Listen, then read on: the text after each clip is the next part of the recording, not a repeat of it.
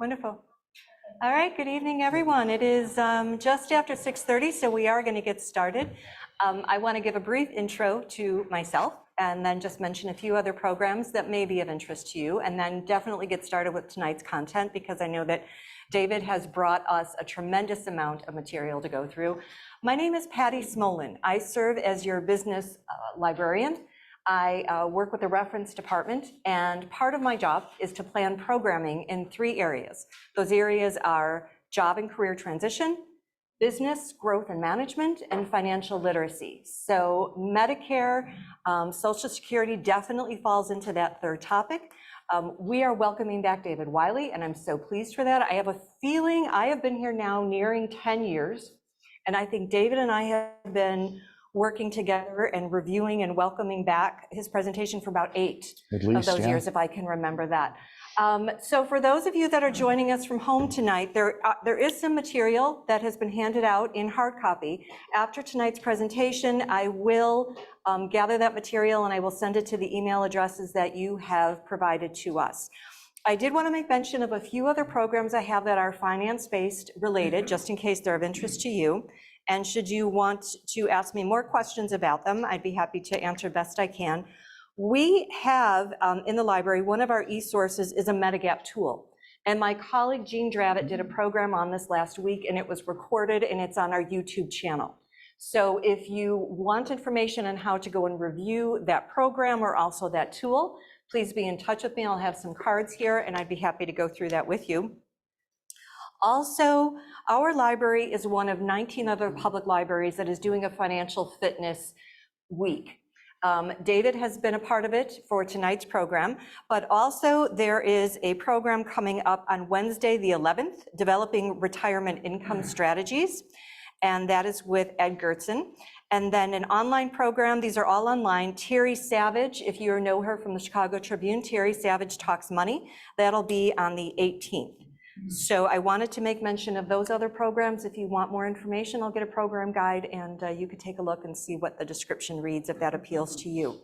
But we're going to start talking about tonight David Wylly of Medicare Solutions Network, who's here to help you understand Medicare principles and more easily navigate the process. Now that's a nice phrase to write, but it's really true because he does easily navigate the process. And so with that, I want to say thank you, David, for returning to us. Thank you, Patty. Those of you that are in the room, if you could be so kind, is to just turn your phone to either off or vibrate. If you need to take a call, we completely understand if you could just take it in the hallway. Ladies' room and gentlemen room is out to your left, as is a water fountain, and I will be here sitting in your audience. So Robin, David, thank you very much for being here. Thanks, Patty. Yeah, hundreds of people gathered here tonight to learn about Medicare. Introductions are in order. My name is David Wylly. I'm joined here tonight by my associate, Robin Dawson. All honesty and cards on the table, what you guys want to know is that we're insurance agents. Now that shouldn't scare you because tonight we're not here selling anything. Tonight here we're preaching the gospel of Medicare, a phenomenal program, a great program, but a little bit convoluted and complex to wrap your arms around. So what we want to do here tonight is try to make it understandable. There's a lot of detail involved here and your eyes will start to glaze over. But the first thing about Medicare is to understand that it's a competitive landscape. Lots of companies want your business. And it is, if you capture those abilities to utilize capitalism to your advantage, you can save a fortune through the aging process. As brokers, we represent the companies that make Medicare complete. Medicare is a fabulous program, but it's not complete. There's gaps in coverage. What are we going to do about that? We'll talk about that here tonight. The idea of Medicare is a federal program that's going to probably confuse you like this guy right here. We're not with the federal government. We're independent brokers that represent the products that make this complete. You'll feel a lot like this guy when you first come to Medicare. If you're not familiar with the landscape, your mailbox will fill up with so much crap from the insurance companies it almost tips over. Your phone rings off the hook.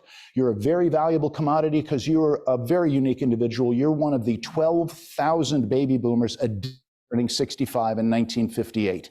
It's crazy numbers. Big business. And what you'll find here is this is a world of partial sentences and half-truths and floating asterisks that you wouldn't even know were there if you didn't educate yourself. And that's what we want to do here tonight. You'll feel a lot like this guy as you come to Medicare because your sister-in-law's over there and your brother's over here. Your parents did this and the guy at work insists you should go this way. And your friends love you. They mean you well. Your family definitely wants the best for you. But in most instances, they don't know what they've done, much less be able to direct you into what you should be doing here. Most people are going to come to this world of Medicare. They're going to come off of a group health insurance program. And that was a beautiful benefit. But that group health insurance program, they made all the decisions for you. There were literally fights in the boardroom, how to make healthcare affordable for the employees, and all those variables, the network, the deductible, the co-insurance, the co-payments, the wellness benefit, all those things had to be determined. And once a year, they brought you a one-size-fits-most insurance program. Now, you get to make those decisions. Initially, that's overwhelming, but the understanding that it's customizable to what you want it to be, and we can change it through the aging process. This Medicare landscape is full of competition. Capitalism kept on the rails, I promise you we'll see here tonight, works really, really well. But the key to playing this game of Medicare is to understand how those pieces work. What does Medicare cover? What does it not cover? What are you going to do about what Medicare doesn't cover? And how often should we be staying in touch with this world called Medicare? One of the things we'll find about Medicare is that you've got a new best friend in the world. It's called Medicare. I'm sporting the 2023, but the 2024s have come out. If you guys have seen that yet, they'll send it to you automatically if you're receiving Medicare. If not, you can go ahead, go right online at medicare.gov or call 1-800-MEDICARE. You'd be able to download this book or they'll send it to you free of charge. But this is the Bible of my industry. Everything that's filling up your mailbox, that's propaganda, that's advertising. What this is the nitty-gritty. It's the encyclopedia of Medicare. We say it does two things incredibly well. Chock full of knowledge. It's also a tremendous sleeping aid. If you have trouble dozing off, this thing will knock you down in pretty short order. It's a dry read. It's a government publication. They have to toe kind of a middle ground. You're not going to get definitive answers out of this book. It'll be sometimes, maybe, occasionally, not always, but be careful. They have to really be careful to not make a definitive statement. You want black and white answers, you're not going to get them out of this book, but you'll get great background. You'll find that this is a world where everybody's got information for you, right? My favorite is Medicare for Dummies, 419 pages long. How dumb could it be? All right, that's a tough read as well. But this book here, I get it because it's going to give you great information. It's going to give you truth in an area of grays. And the book is also backed up by the world's easiest phone number, 1-800-MEDICARE. If you have trouble and you don't quite understand what's going on here, they have agents. These are federal agents. These aren't salespeople. They're there 24 hours a day, with the exception of 6 national holidays. And at 1-800-MEDICARE, like Jake from State Farm at 2 in the morning, they're waiting to answer your call. Great customer service. The book is fabulous. The 1-800 number is terrific, backed up by a fabulous website, medicare.gov. This is our ability to go online and find out all sorts of information. At this time of year, we are just around the corner from what we laughingly refer to sarcastically as the most wonderful time of the year. It's Medicare open enrollment. And if you didn't know that from our perspective, the phone is ringing off the hook and people all want to know, are they in the right place for next year? Because now every year with Medicare, you get a do-over. You have the ability to check your drug program to see, is it the right drug program for next year? You have the chance, if you've got an Advantage program, to check it out or maybe move to a different program. Flexibility at this time of year, and we're right there. October 15th through December 7th is the annual election period, critically important. If you're on Medicare, you should by now have received your annual notice of change, your ANOC.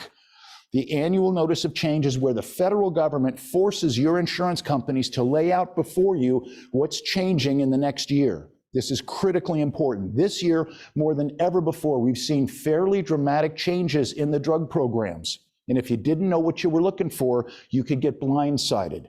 People will open up that annual notice of change and they'll say, oh, thank goodness the premium only went up $2, whatever that number is.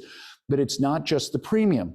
Your drug program is a compilation of the premium and the deductible, if there is one, and what you pay for your drugs. And we'll tear that down a little bit later.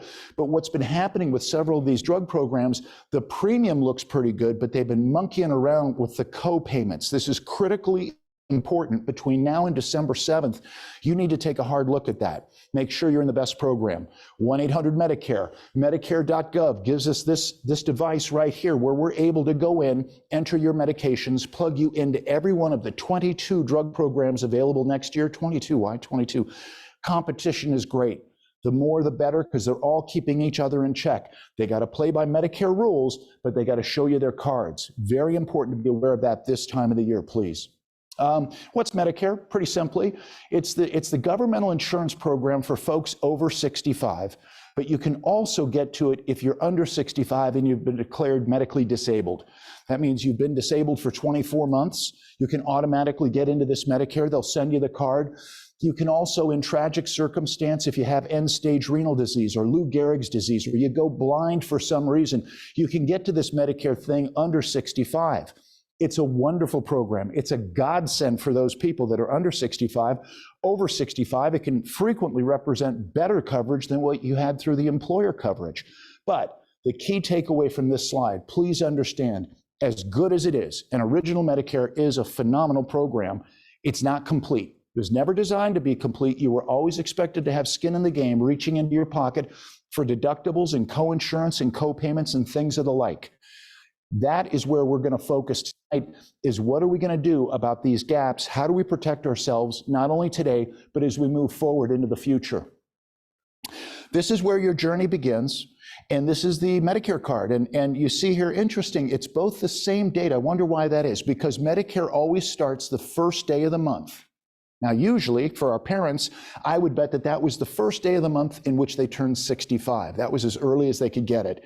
And that was used to be the golden finish line, right? You'd get Medicare, you'd retire, you'd take the grandkids fishing.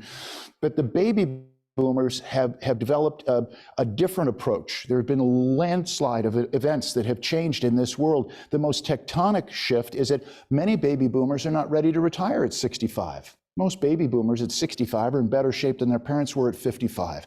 And they may decide to keep working. And this would represent one of the first potholes that could jump up and bite you in the world of Medicare. Your friends and family are berating you. They're in your face telling you, when you turn 65, you better sign up for Medicare, or there could be a world of hurt come down upon you. There could be penalties. There could be delays. It would really be a mistake.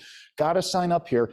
And that would be a classic example of a partial sentence and a half-truth with a floating asterisk all in the same sentence. You don't necessarily need to sign up for this Medicare thing if you continue to work, keep the coverage through work, and where you work, there are more than 20 people that work there. This is called creditable coverage.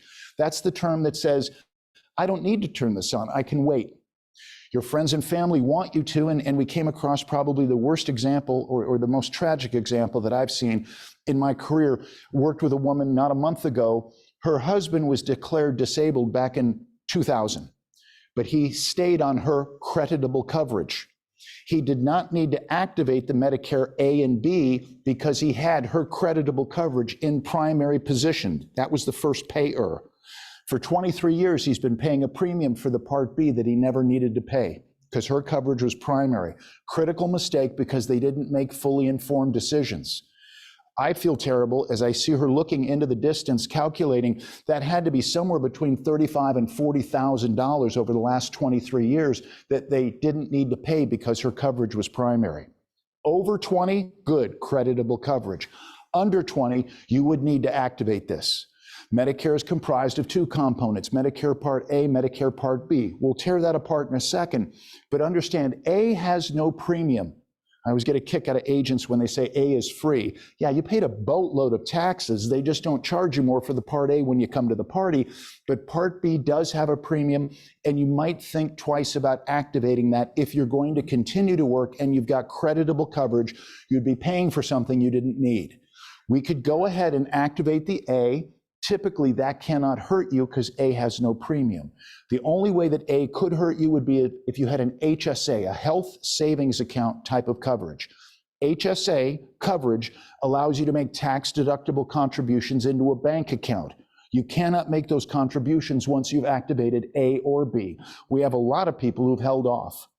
They won't automatically send you the card. The card would come automatically if you were receiving Social Security benefit payments, maybe death of a spouse, or you've been declared disabled, or you took your benefits early. And if they know they can get the premium for Part B, they'll go ahead and turn it on automatically, send you the card. You can send it back if you wanted to, but that's the only way you automatically get the card. Otherwise, Medicare is just going to wait. And it's not even Medicare, it's Social Security. There's no Medicare offices. Everything comes up under the umbrella of Social Security. Two different benefits, Social Security benefits and the medical benefit known as Medicare. Medicare is for medical, Social Security benefits, that's where they send you back less money than you ever sent them. Hold off if necessary to possibly get better value, but please be ahead of the schedule. Understand Medicare will not want to hear from you more than 3 months out. There's just too many baby boomers that are turning 65. If you file an application out here, they're going to say, no thanks, just wait till you're 90 days out from your birth month, going effective the first day of the month in which you turn 65, or the first day of the month that you roll off your group coverage at work. Two different ways to get to it. If you're before 65, pretty easy. Go right online. You can apply right online. That's easy. Go through ssa.gov, set up a username and password. You can apply for Medicare. They'll send you the card. But be forewarned, they're running 4 to 6 weeks out. We meet with people the last 10 days of the month, and somehow they think I've got their Medicare card in my desk. No, you got to get that through Social Security. This is the federal government. They take time, okay? So you could apply electronically anytime in that first 3 months, but let's say you just keep working, years go by, and now you want to turn this on. 2 forms. One form you fill out saying, I'm ready now, I want to start my Part B. And you send that to Social Security. They're going to say, wait a second, you already turned 65. There could be penalties. But there wouldn't be, because the second form you fill out from your employer says, yep, I've been covered, I've had creditable coverage. Those 2 forms going into Social Security, we can fire that Part B up anywhere down the road, okay? Questions? Good so far. A and B good. A has no premium, but B does have a premium. Question? You said 4 to 5 weeks if you do it online. Yep. 4 to 5 weeks if you do it online, even if you hand in the paper forms, it's taking them time to process. I mean, I have nothing but admiration for the people at Social Security. I mean, every morning those doors open up and they're swamped. They're just swamped. So yeah, give them enough time to be able to get this done. People always ask, well, when should we get together with you and Robin to talk about our Medicare choices? I would say, let's be out here. Anytime that you feel your blood pressure went up is when we need to talk, because I can lower your blood pressure, explain to you how good this program is. We can't push it into force until here. Wouldn't start until the first day of the month. That's when you'd start paying those premiums, okay? Part B has a premium, but please be forewarned, the government is trying to feed this Medicare beast, and it is a beast. It's an expensive proposition, we know that, but the base premium of B is $164.90 per person per month. That's what it is in 2023. We don't know what it's going to be in 2024, but if I were a betting man, I'd say it's going to be more, okay? We have this thing called inflation. I don't know if you've heard about it, but this $164.90 per person per month. Everything in the world of Medicare is done individually. And there's several tectonic shifts that will scare you when you first come to Medicare. One of them is that you've always been a married couple, married couple, and now they want to break you up. Well, why is that? Well, they're not really breaking you up. We just want to be able to treat you separately. Dad's situation could be totally different than mom's situation. The meds could be different. The medical needs could be different. And we can address each of you individually. Instead of the employer one size fits most, now we can customize a program for mom, customize a program for dad. Sometimes this represents opportunity. Husband and wife turning 65. He decides to continue to work. She decides to stay on his coverage. Why wouldn't she? They've always been with the company. The company's always been good to them. Easy peasy, no changes needed. I'll just wait till further down the road. But we can see sometimes if you're on an employer plan and you're paying $500 a month, anybody would be able to figure that out. She's $250 and you're $250. Not really, not on most employer plans. You work there, they love you. You're probably $80, $90 of that $500. She could easily be $400 of the $500. That would open the door to moving to the world of Medicare just for her coverage, could be superior in many ways. Always good to look at this before you're 65. Let's figure out what we're doing, because this Part B is expensive. Wouldn't need to pay that if we had creditable coverage. We could hold off. But also understand that $164.90, that's the base. That's what everybody pays. The question is, do you pay more? Have you been successful? The government is very excited to participate in your success. If you make more, this is just like your taxes. The more you make, the more they take. And you can see here what they're doing. You might not understand the idea, but this is called IRMA, your income-related monthly adjustment amount. IRMA is based on MAGI. MAGI is your modified adjusted gross income. We love our acronyms. But the government is a step behind. In 2023, they only have full visual on what you filed in 2022. The paperwork that you filed in 2022 actually is reporting what you made in 2021. Let's get in the time machine and let's understand, in 2021, as a married couple filing jointly, if you made less than $194K, or as an individual, half that amount, $97, no problem, you pay the $164.90, thank you. But it's not unusual to consider as you get to 65 or maybe a little beyond, you're probably making the best money you've ever made in your life. And it is conceptually possible that you might make more than $194,000 as a married couple. And if you do, up we go. These brackets are each associated with a bump up in your Part B premium. And that's not enough. They're still hungry. They want to charge you on the D as well. Nowhere near as usurious, but these are numbers that we need to be aware of. A lot of baby boomers are making decisions that are going to have a sonic boom effect. Not only is it your income, but it's everything that goes into that income bucket. You're doing the 401k transfers to your Roth IRAs. That's a great idea. Roth IRAs, they're tax-free, right? Yeah, but the money that you transferred, you paid taxes on that. That's income. You sold stocks at a profit. I know it used to happen. You might have had some sort of financial gain that could push you up into these brackets. You need to be aware of that. Understand what's just lurking over the horizon is the potential that you might spend more.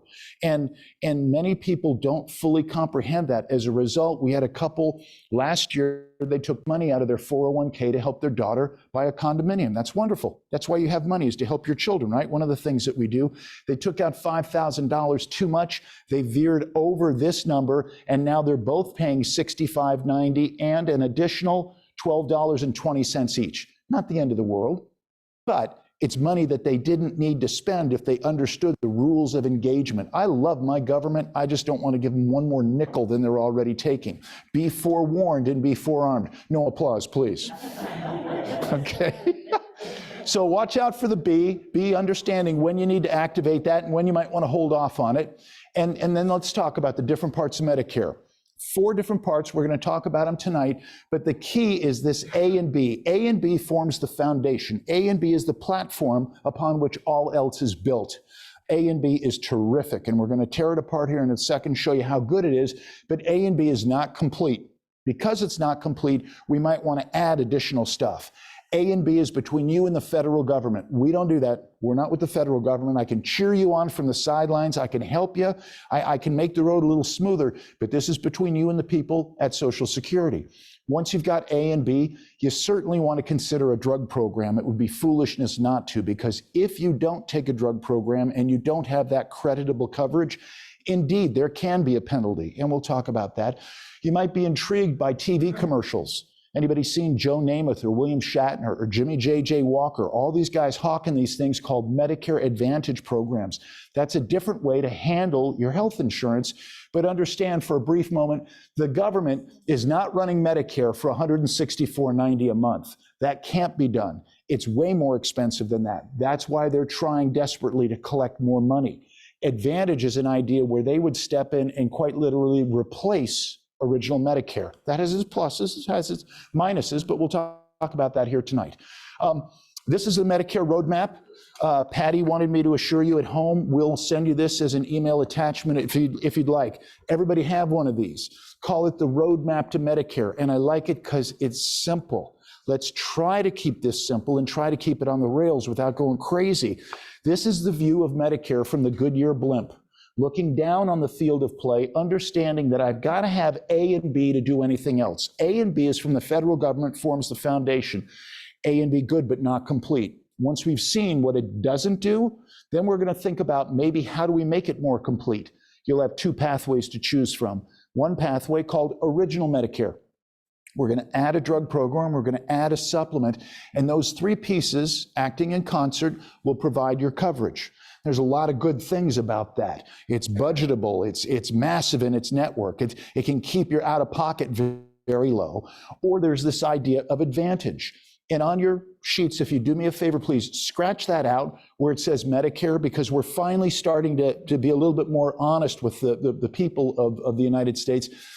Advantage is not a Medicare plan. Advantage is a private health insurance alternative. It's not a bad thing. It doesn't have that catchy grab, but they're going to be moving away from the giant pulsating Medicare card on TV called the benefits hotline. People thought they were calling Medicare. They weren't. They were calling salespeople. And now we've started to get a lot more restrictive in the way that we throw that Medicare name around.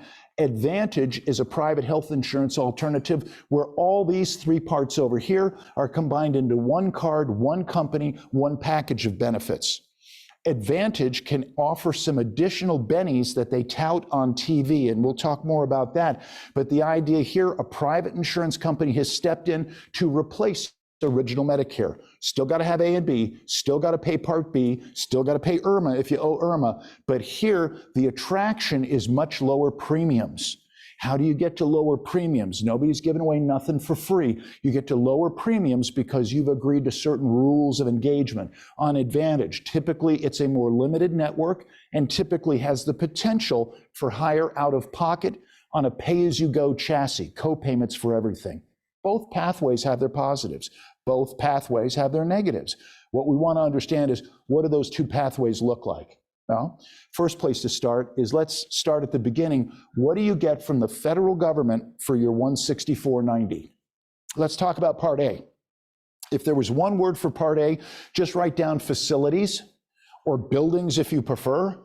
But A is going to cover you for all the buildings you're going to come into contact with in the world of healthcare once you come to Medicare. Well, no building would be more important than the hospital, but understand with original Medicare, the hospitalization has a copayment. Skilled nursing, that's a wonderful benefit. That's rehab or step down. Can't go home right away. Maybe you need somebody to help you get around for a couple days till you get your strength back. But skilled nursing is not free. It's got a copayment if all you have is original Medicare. Home health services, we provide for medical professionals. We don't. The federal government provides for medical professionals to come right to your front door, help you get back on your feet. Limited in scope. It's not like they're coming over to mow the lawn or do the dishes. They're coming over for a couple of physical therapy visits or some wound dressing to get you back on your feet. And then hospice, whether that was in a freestanding hospice facility or the privacy of your own home, that's a facility, and that's going to bill up under Medicare Part A. A has no premium. A has exposure. That's what this looks like. Under original Medicare, what are the gaps? What are we exposed to? Well, the exposure that we'd refer to, a hospitalization. One night in the hospital this year would run you $1,600 for that first night. That's kind of scary. Yeah, but wait a second. It actually starts a 60-day benefit period. So you go in, you're in for 2 nights for a burst appendix. Okay, it all goes well. Well, for the hospitalization charge, you owe them $1,600 under Part A, but it started your benefit window 2 nights, you're okay. You go home, and 3 weeks later, you got nothing better to do. You decide to have a heart attack and go back into the hospital. Good news, you're in your benefit window. They wouldn't charge you the $1,600 again. But on day 61, that whole thing resets. You could conceivably, if you timed it just wrong, you could hit that $1,600 several times in the course of a year. That never happens. Trust me, it does. Skilled nursing, wonderful benefit. Medicare will pay for up to 100 nights of skilled nursing. It's phenomenal, but understand the way that structures. The first 20 nights, no charge to you, but the next 80 nights, that can get spendy because the additional nights are $200 per night for those additional nights. This has a trigger point. We talked about a world where there are partial truths and half sentences and floating asterisks. Here's an asterisk. What does that mean? That means this is a great benefit, but it's got a trigger. To get this benefit, you need to be admitted into the hospital for 3 nights. This has tripped up a lot of people. These days, there's 2 ways you can spend the night in the hospital. 1, you've been admitted. There's something wrong. There's a diagnosis. We're going to find it. We're going to fix it. But the other way that you can spend the night in the hospital is under observational status. Observation means we're not sure, but boy, we'd feel a lot better with you 45 feet from the emergency room than a 45-minute ambulance ride. Those observational stays do not tick the 3 nights necessary to get this skilled nursing benefit. Understand the rules of engagement. We always want to ask, Doc, what are we doing? Why are we doing it? And who's paying for it? We want to be crystal clear. Don't be blindsided. We had a client a couple of years ago. She was in the hospital. Clearly, she was in the hospital for 4 nights. She went to skilled nursing. She couldn't get home right away. She lived on the 2nd floor. She had a knee replacement. She was in skilled nursing for, I guess it was 8 nights. The bill was over $10,000. And she gets the bill. She can't understand what's going on. Well, send us the bill. Let's take a look. No, you were in 2 nights under observation, 2 nights admitted. She didn't tick the 3 nights necessary to get the benefit. 100-night maximum, hard to believe that you could spend 100 nights in skilled nursing. That would really be tragic. Usually skilled nursing is only several days till you're back on your feet and out the door you go. And understand that Medicare does not pay for long-term care coverage. They're not coming over to do the dishes or mow the lawn. That's a different kind of coverage. This is skilled nursing facility, and your home health services would typically be pretty limited. We're trying to get you back to see doctors in their offices where they're less expensive. No charge on home health, hospice 5%, but that's just on medications that you might take to remain comfortable before you pass away. Very limited here is what your exposure is. But there's no premium, but a lot of stuff that you'd be reaching into your pocket for if all you ran with was original Medicare, okay? Let's look at Part B. Part B does have a premium. That premium is $164.90 per person, graded for income. Understand the reason we're charging a premium, this is the lion's share of what you're going to be coming into contact with. If A is all of the facilities, B is all the services. If A is all the buildings, B is everything that goes on in the buildings. So all the doctors that you see and all the specialists that you see, whether you saw them in their office or you saw them in the hospital, they're billing up under B. There could be an anesthesiologist one time who knocked you out so a surgeon could operate on you. Wait a second, that happened in the hospital. I agree, but the $1,600 is the facility charge. That's the gurney and the bright lights. That's not your labor. Your labor charges come up under B. All of your lab work, everything from a blood test to a biopsy, all of your diagnostic testing, that's the expensive alphabet soup, EKG, EEG, MRI, CAT scan, X-ray, all these things coming up under B. DME, durable medical equipment, could be a walker or a wheelchair. It could be a pacemaker, a COPD machine, or an insulin pump. This could run the gamut of very expensive stuff, and it's coming up under Part B. If you've ever had a joint replacement, you would know that PT stands for pain and torture. Are you familiar with this? The ambulance that takes us to the emergency room, everything that they do there, outpatient services, and these days outpatient services are darn near everything. Hips and shoulders and knees, easy peasy. I had a client 2 months ago, had heart ablation. I don't pretend to know what heart ablation is, but it sounds pretty impressive to me. In at 6 in the morning, out at 4 in the afternoon. They're doing stuff on an outpatient basis that used to keep our parents in the hospital for several days. They're having babies in the drive-through. This is outpatient, okay? Clinical RX, this would be fancy talk for medications that are delivered in an outpatient setting or the hospital or the doctor's office. Think here god awful. This is chemotherapy, kidney dialysis, radiation treatment, really scary stuff. This is different than the drugs that we're getting under our Part D drug prescription program. Our Part D is for our maintenance meds, the stuff you're getting for high blood pressure from Julosco or cholesterol from Walgreens. This clinical RX, billing up under B, really important to have that conversation with your doctor. Anytime they're offering you a new med, we want to know, what is it? Why is it? If I lost 10 pounds, do I have to keep taking it? Are there samples? Is it a generic? What are we going to do about this? Because we'll see a little later on sometimes how that clinical RX can be very, very spendy. A and B structure differently. A kind of has a pay-as-you-go mentality, do this, pay that. B, on the other hand, has an overall annual deductible. Once you've met the deductible on these services, one time annually, then you go to cost sharing. Medicare is going to partner up with you. That's what this looks like. The deductible is simply insane. I don't know if you shop the healthcare market under 65. Most deductibles now, even on your employer plan, are $3,000, $4,000, $5,000. After which you typically go to co-insurance, which could be another $1,000 or $2,000. Your maximum out-of-pocket could easily be in the thousands of dollars. Here we're asking for $226. And that, I don't think you could find a doctor that would charge, I don't think you could find a blood panel that retails for under $300. The first 226 is on you one time annually in 2023. After that, Medicare shows up and they start splitting bills with you. They'll pick up 80 cents on the dollar. They're going to hold you for 20 cents on the dollar. Good news, it's an unlimited benefit. Scary part, it's unlimited exposure. What does that mean? Your employer plan through work typically has a maximum out of pocket, a worst case scenario. It all goes sideways. Somewhere in that insurance plan, there's a number where they stop charging you. Most employer plans, that's probably $3,000, $4,000, or $5,000. Medicare does not have that. Medicare has unlimited benefit, but unlimited exposure. If you need 5 knee replacements, they'll pay for 5 knee replacements, but there's that $1,600 that resets every 60 days. There's that skilled nursing at $200 a pop. Hospice, at that point, you don't care, but unlimited 20% of everything, 20% of a lot can be a lot. And that's why people, in addition to original Medicare, they're going to consider picking up more coverage to make this thing complete so we can sleep at night. Questions on A and B? Are you with me so far? We're good, okay? Please. If you're in a nursing home, is that falling under that? Typically not, because those are still maintenance drugs. They're just being delivered in the nursing home. Okay. We're talking about infusion stuff that you go to the doctor's office and get hooked up for. Okay.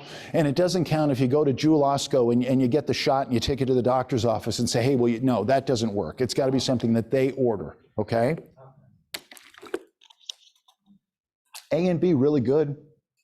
If you've shopped the under 65 market, I know there's aces and spaces. I got that. There's some out of pocket here, but you've got to ask yourself, if you're really being honest about it, how do they do this for $164.90? This is pretty amazing. I mean, you've got exposure, but it's pretty amazing. And the answer is they don't do it for $164.90. The government's dropping north of $1,000 a month on each of us. That's why they want to IRMA you and get more money. That's why the taxes keep going up. This thing is a very expensive proposition. But remember that when we talk about Advantage programs. How can Advantage programs feature zero premium? Because the government is shoveling a lot of money to private insurance companies. We'll talk about that. But here's A and B. Good, but not complete. What are we going to do to make it complete? Well, we come to a fork in the road and we look at 2 different pathways. One pathway called Original Medicare, one pathway called Advantage. So let's tear this thing apart. A and B, good, but not complete. How do we make it complete? Well, we can pick up additional coverage to support what Original Medicare does not pay for. On this side of the equation, tectonic shift. On this side of the equation, Medicare becomes primary. And the one golden thing, there's many good things, but the one golden thing that Original Medicare gives us is the largest provider network we could possibly have. When you're under 65, you've got a mindset. That mindset is, I have an insurance company and I have got to stay within that insurance company's network. And I don't care whether it's Blue Cross, Humana, Aetna, Cigna, United Healthcare, you've got to stay in that network, because if you go out of network, you're probably going to get dinged. If they pay for it at all, you're going to pay out of network charges. Network driven, network driven, network driven. Now we're going to come to Medicare. What's our network? On this side of the equation, it's any doctor, any hospital, anywhere in the United States, they take Medicare, you're in.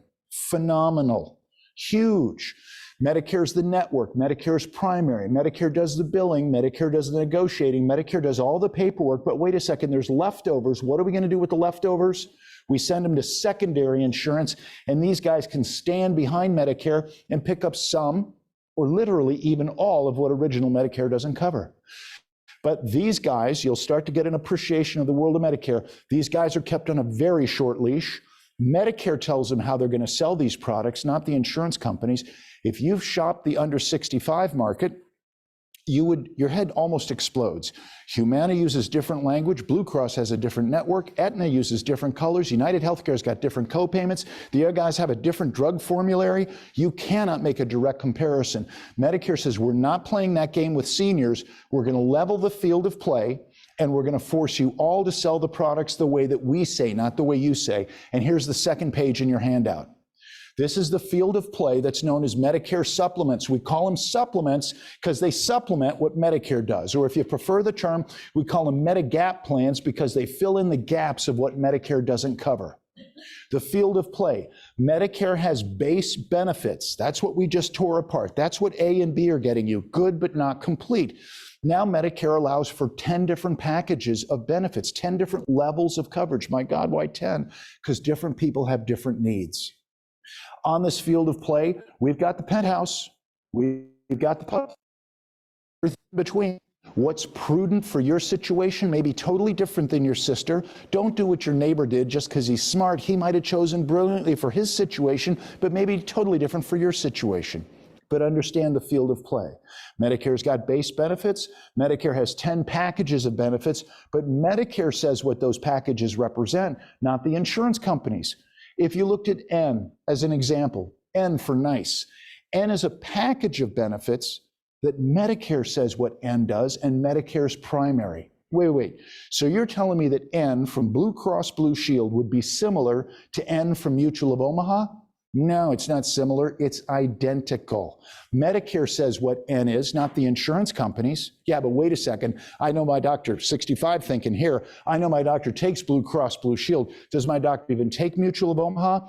No, sir. Does your doctor take Medicare? Medicare's primary, Medicare's the network, Medicare's the negotiator, Medicare's paying the heavy lift and sending the leftovers to your supplemental company that could pick up some or virtually all of that exposure. Insurance is only a sharing of risk. The more risk you're willing to assume, the lower the premiums. The more risk you want the insurance company to assume, they're happy to do it, but they're going to charge you more. If we look at this field of play historically, you'd see that there's three that have traditionally driven the market, the F, the G, and the N. Historically, I would guess that's at least 90% of all supplements that have been sold in the last 10 years would fit into one of those buckets. Here we get a good cross-section of the penthouse, moving on down the road a little bit. If you looked at F, you'd see a package of benefits that was so robust, you never would have experienced anything like that in your life unless maybe you were a member of Congress at one point in time. With F, you've got a supplemental package that is so comprehensive that as long as you fill out that check every month and mail it in, F is going to take care of everything. We're going to get rid of the $1,600. We're going to get rid of the $200. We're going to get rid of the 5%. We're going to cover ourselves for the 20%. And the F was so exotic and so comprehensive, it even covered the deductible, the $226. So think about that for a second. With that F supplement, you never see a bill. It's like having a zero deductible on your automobile insurance. Somebody nicks the door in the parking lot, just have the car repainted. Doesn't cost you anything except the premiums. What do we know about insurance companies? The more you want them to do, they're happy to do it, but the more they do, the more they charge. And it never took long to see that this F was really expensive for what it did. It's always been a better value in our estimation to look at the G as in golden, G as in Gary, G that does almost everything. Whoa, wait, there's an empty box there. I know, but F pays for it. I know, but what is it? It's the Part B deductible. Write 226 in there, 226. That's your annual one-time deductible. Just that limited sharing of cost is going to save you significantly. Currently in Illinois, capitalism is beautiful. We currently have 44 companies that are selling these things. You're probably getting mail from all of them. These 44 companies, all offering G, all offering N, but in virtually every instance, that F is going to be at least $50 more per month than the G. So let's just for a second slow down. I know it's emotional. I know you're concerned. I know you're worried. I know this guy's talking fast. But wait a second, I got a calculator, and you telling me I'm paying $50 more per month to get one additional benefit. And what's that one additional benefit? Well, we'll pay the $226. I'm paying you $600 a year for you to pay the $226. No thanks, I'll pay the $226. Save the money. It's a prudent risk on your part, and the savings and premiums overwhelm the deductible. And that's why for years we've said, ladies and gentlemen, F is for foolish. If you've got F, you need to look to get out of this thing because it's too expensive, and the government actually agreed with us back in 2020. If you turn 65 after January 1st of 2020, you can no longer buy that F. They've stopped marketing it to new enrollees because they realized it was a bit of a ripoff. And you'll talk to your friends and they'll say, yeah, but I've got an insurance program. I never see a bill. Yeah, but the reason you never see a bill is there's a giant sucking sound coming out of your checking account every month to fund the fact that you've got a zero deductible health insurance program. That's kind of crazy. G is a better value, has been for years, but this sharing of risk, this concept of maybe partnering with the insurance companies, that's where N kicks in. N says not only would you pay the deductible, but then you'd also agree to doctor co-payments. $20 to see a primary, $20 to see a specialist, $50 if you go to the emergency room. That's pretty negligible by anybody's standards. And that, of course, because you're partnering with the insurance company, that's going to drive your premiums down even a little bit more. Actually, probably significantly more. And if you look at the mathematics, and that's what we want to do, is a prudent assessment of your situation, not to spin you up and sell you too much insurance. It is my disappointment that my industry, the insurance industry, seems to be predicated upon scare the bejesus out of people and load them up while you got the chance. That's never been our speed. What's prudent for your situation? Husband and wife looking at G and comparing it to N, that's a good comparison to make. The premiums would be different. N would be less expensive because you've got those co-payments. Okay, but how much less expensive? Let's do the math. I can show you most couples, if they're both turning 65, the difference between G and N, broken out mathematically, they need to be going to the doctor at least 25 times a year for N to be a bad choice. Not always, but that's a good benchmark to think about. Are you going to the doctor that much? Mr. and Mrs. Client, this is a very important decision. This is something really important. It is, but again, let's take a deep breath. Let's not do anything at the moment of passion. Let's back off for a second. Understand, Medicare's got 3 major rules on these supplements. The standardization is just a bonus. It allows you to finally in your life compare an apple to an apple. But these 3 rules are based upon the activation date of your Medicare Part B. That could be when you turn 65. That could be when you're 72 and finally rolling off of group coverage. From the activation date of your Part B, you have a window. We call it your golden ticket. 6 months before you activate B, 6 months after you activate B, you have the ability to go anywhere you want to go. They got to take you, no underwriting, no pre-existing conditions, no cause for alarm. They'll pick you up the first day of the month, and they have to because Medicare said so. Rule number 1, they got to take you. Rule number 2, they can never drop you. You're theirs and they're yours till the day you die, or we find a better alternative further down the road. And thirdly, and really most importantly, you personally can never be singled out for a rate increase. All of these packages of benefits among all the 44 companies that want your business all operate on the concept of the risk pool. You're throwing in with everyone. If you do N with AARP, you go into a pool with everyone that got N from AARP in the Chicagoland area. You have a terrible year, first diagnosis, dread disease, stroke out, fall off a roof. They can't come to you and say you were really expensive. They can only share your claims among everyone that's got AARP in the Chicagoland area. This idea of big pools moderating risk, really important. Smaller companies, and I've got no dog in the fight. We basically represent all of them, but I've seen historically, smaller companies are come to market and their N is just as good as everybody else's N, but how are they going to get you to buy their N? They're going to underbid that business. They're going to be lower than the big players. They know they got to sharpen their pencil because that's how they're going to win business, because the foolish person here says, well, I figured it out. I'm the smartest guy in the room. If the coverage is the same, and the network is the same, and the benefits are the same, I'll just go online and I'll choose the cheapest player, because with the cheapest player, I'm saving money, it's doing the same thing, and I know that every year during the annual election period, that October 15th to December 7th time frame, if my supplement has jumped up in price, I'll just run to another carrier, right? Wrong. You had your 1-year golden ticket. That's what makes the decision point very important. 6 months before you activate B, 6 months after you activate B, they got to take you. No underwriting, no medical questions, no pre-existing conditions, but that's a limited window. People will be seduced by a lower price. I know these companies, they're out there. We get at least 2 or 3 new ones every year, it seems like. And it's the same story over and over again. They pay a broker bonus. If I can talk you into brand X, I get a little something on the side. Never been my speed, because I know those smaller companies, in a very relatively short period of time, within a couple of years, the big guys went up, jumped up. And I can show you on my computer. I can show you all 44. I want to show you all 44.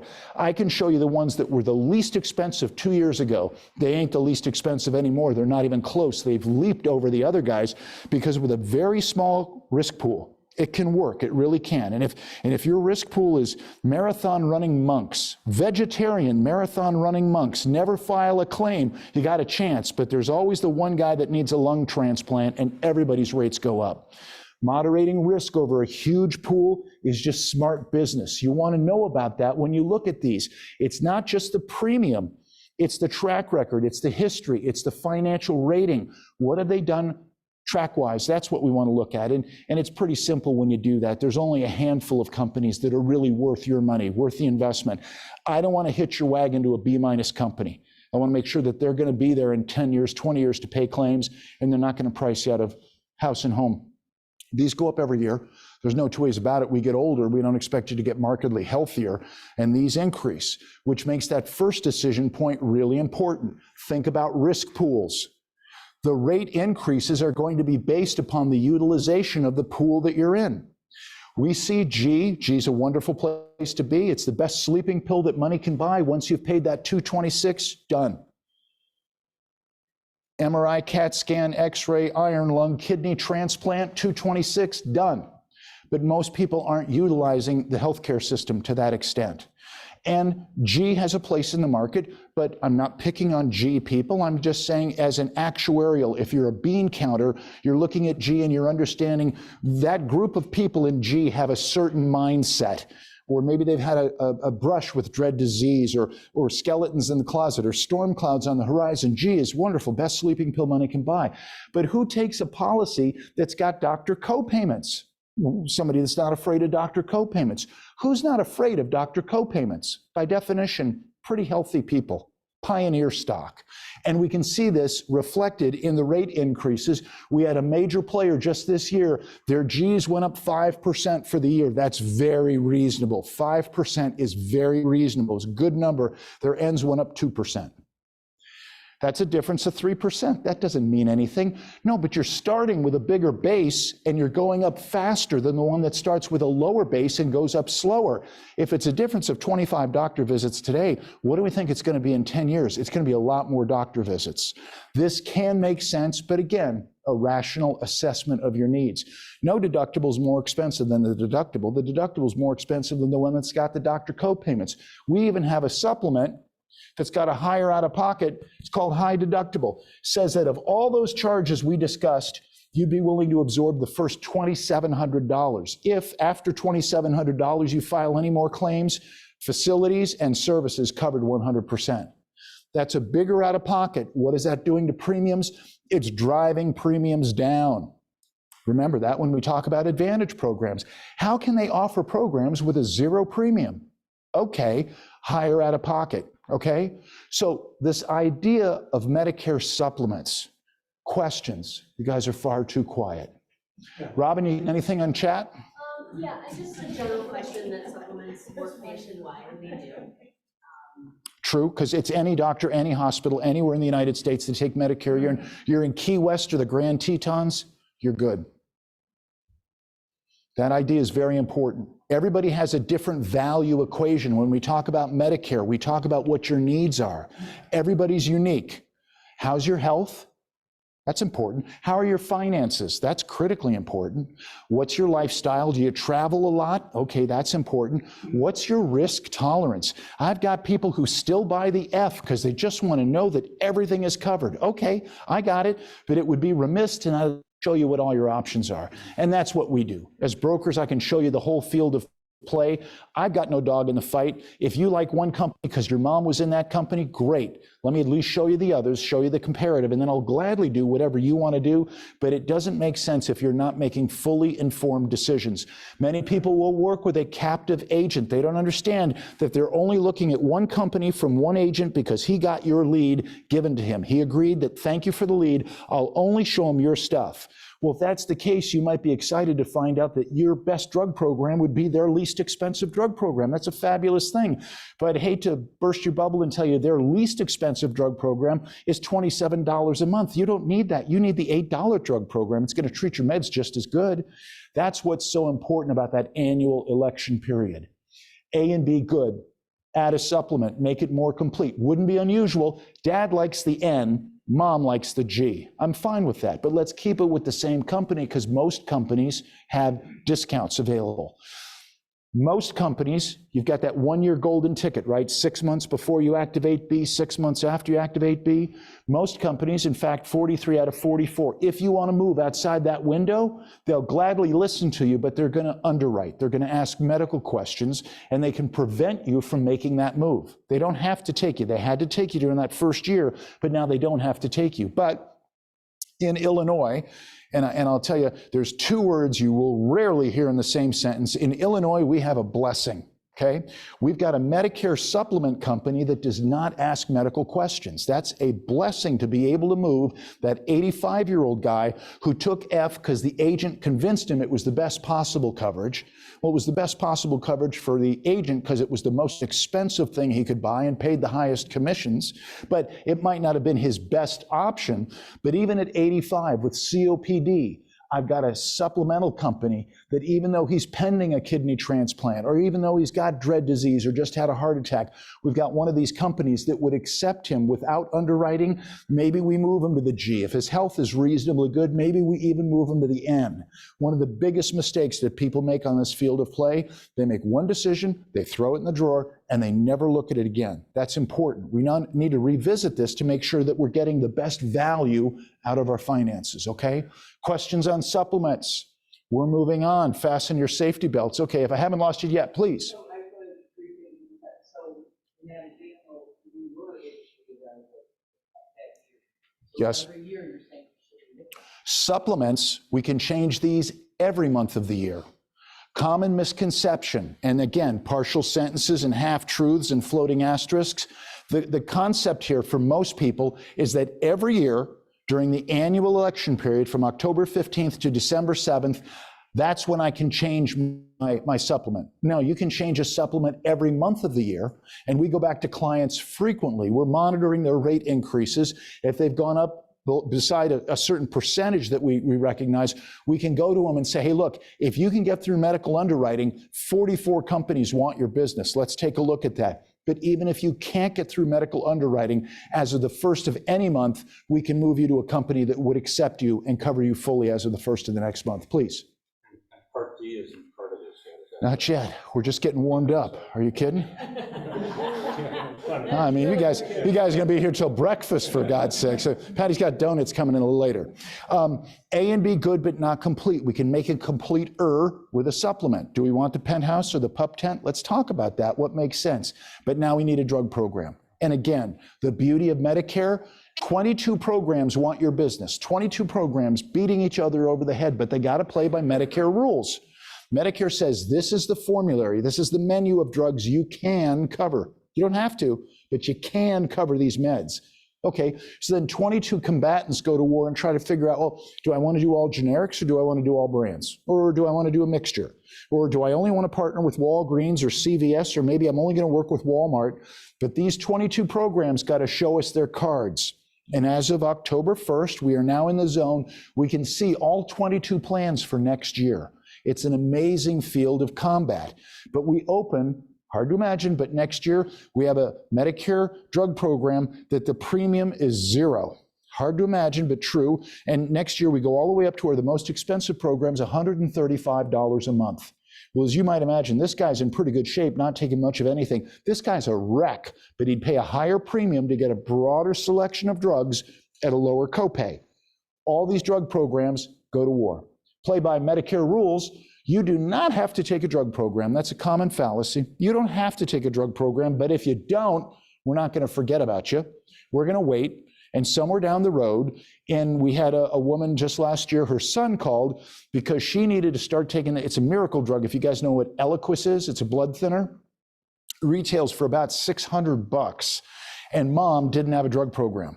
So we had to figure out, what are we going to do about that? Well, it's okay. We got her. We can actually get her into a drug program where it's not going to be $600. Her copayment could be as little as $47, but we can't get her into a drug program until the annual election period from October 15th to December 7th. We can sign her up.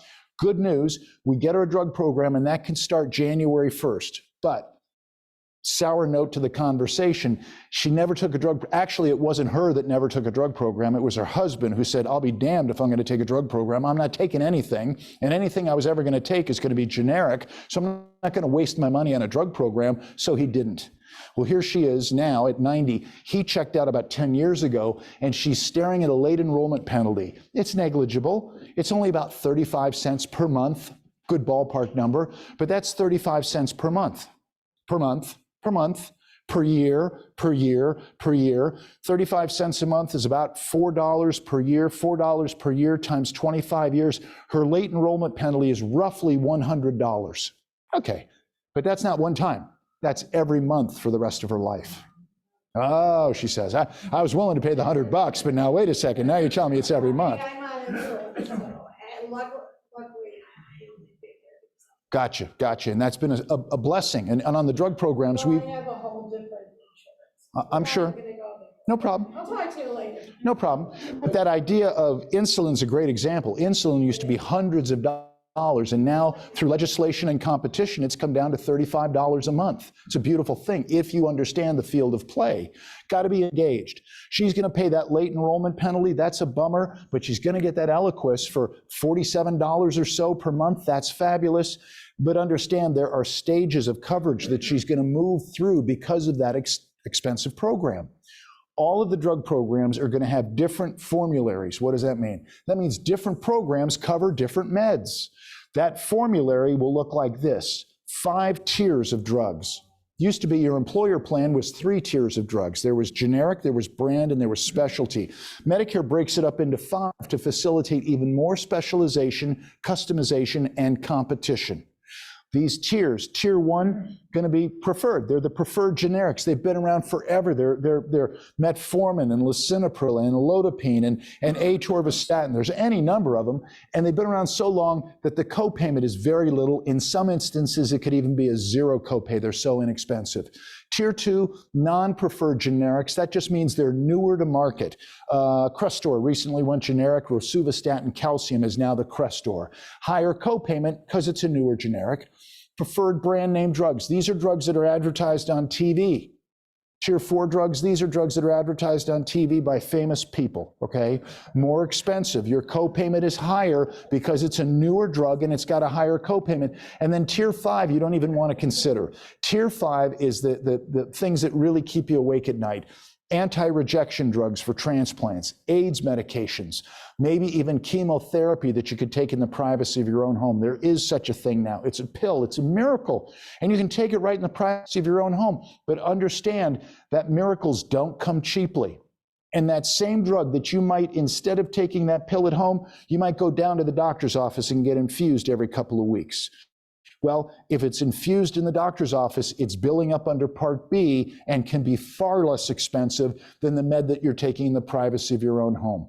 That's because all of the drug programs, whether it's in Advantage or standalone, they all have stages of coverage. You move through these stages of coverage, not based upon what you're spending, but based upon the retail value of the drug. This is page 3 on that handout. Tough to comprehend, but understand the big picture here. What's going on is the government is trying to affect your behavior. We know that if all you take is generic drugs, you're probably going to be in a very good space. But we also know there's an awful lot of stuff that's advertised on TV. There are miracles out there, but miracles don't come cheaply. My 90-year-old who started to take the Eliquis, starting in January, that drug program that she's on has a deductible. Most of them do. This year, that deductible for most plans was $505.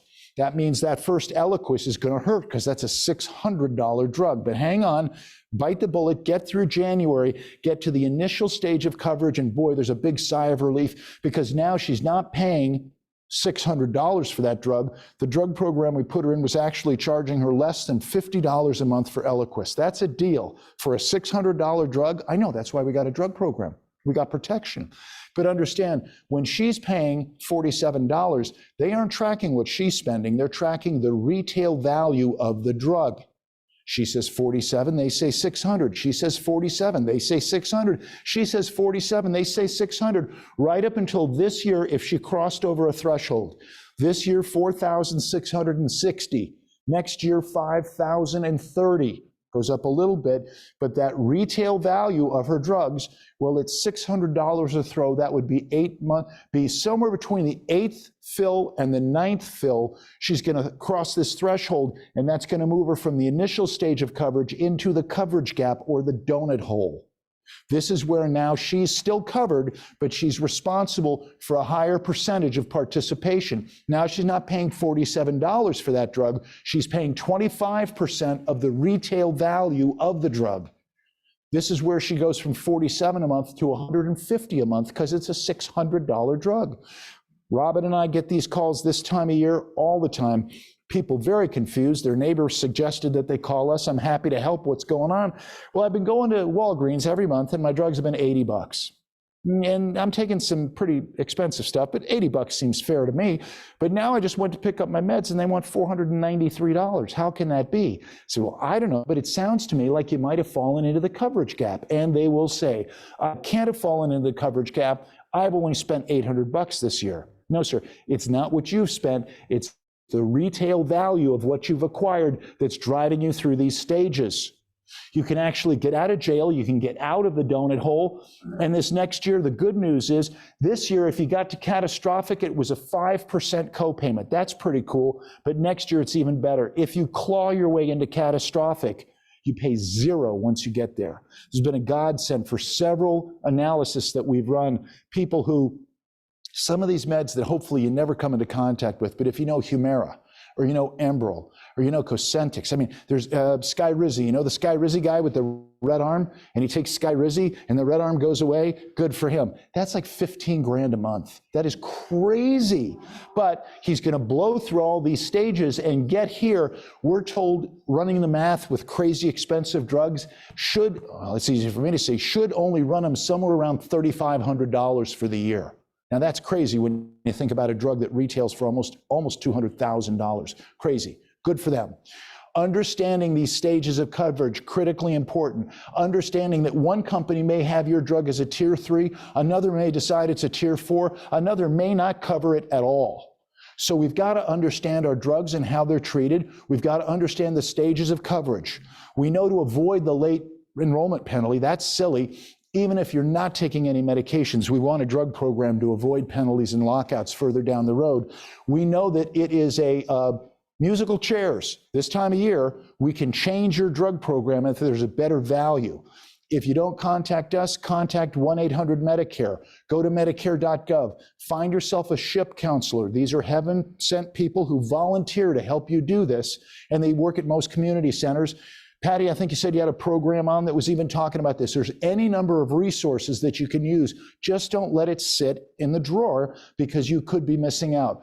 Do not miss your annual notice of change.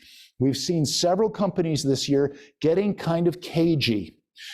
Tier 1s and tier 2s I'm not going to worry about. Those are going to be very minimal co-payments. But these tier 3s and 4s, that's what you want to pay very close attention to. Oh, thank goodness the premium only went up a couple of bucks. That's great. We'll just hang on. It's not just the premium, it's the copays. Several programs this year have gone from a set copay to a percentage copay. What does that mean? Well, that woman that we worked with that's paying $47 for her Eliquis, if she doesn't look quick, she's not going to realize that the $47 copayment has now gone to a 25% copayment. Tier 3s are being treated differently. She's going to go to get that drug program in January. We're reaching out to all of our clients to say, beware, that first fill now, not only will she pay off the deductible, she's used to that, but then she'll get to February thinking she's going to spend $47. No, your Tier 3 copayment went to 25% of the retail value. That's going to be $150 and $150 and $150 for almost half the year until she hits the coverage gap, at which point it's still $150. The devil is in the details. We certainly want to be very careful about understanding these rules of engagement. Simple enough to do. You got 22 different drug programs, you got 22 different formularies, you got 22 different price points from low to high. All you need to do is spend about an hour on the phone with each of them this open enrollment, and in 22 hours you can figure out. We'll go to Medicare.gov. Medicare.gov, find health and drug plans. We can enter your meds. You can help us, you can help yourself, you can help everybody. You should, if you're on Medicare, you should have by now set up your username and password and created a profile at Medicare.gov.